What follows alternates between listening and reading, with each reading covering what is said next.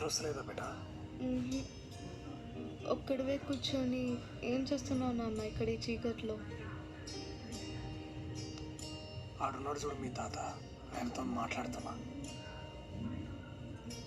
మ్మ్. ఏం మాట్లాడుతున్నావు? నీ కష్టమో పుణ్యమో ఇప్పుడు దాకా మేము చల్లగా బతికినాం. అట్లనే మా పిల్లల్ని కూడా చల్లగా చూడమని అడుగుతున్నా.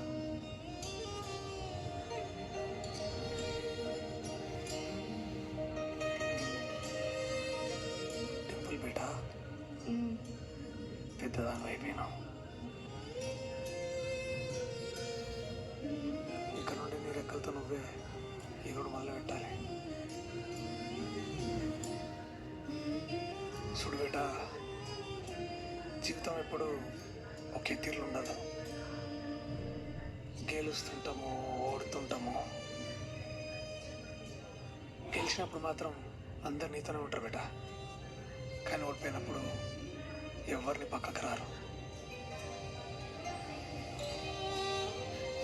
జీవితం అంటే అట్లే ఉంటుంది బేటా, పడుతుండాలి, లేస్తుండాలి. కానీ ఒక మాట మాత్రం గట్టిగా యాదించుకో, రేపు పొద్దుగాల నువ్వు నాతో ఉన్నా లేకపోయినా, అసలు ఈ దునియా మొత్తం నేను తప్పన్నా, నీ పక్కన అండకి ఎప్పుడు ఈ నానుంటాడనే విషయం గట్టిగా యాదించుకో.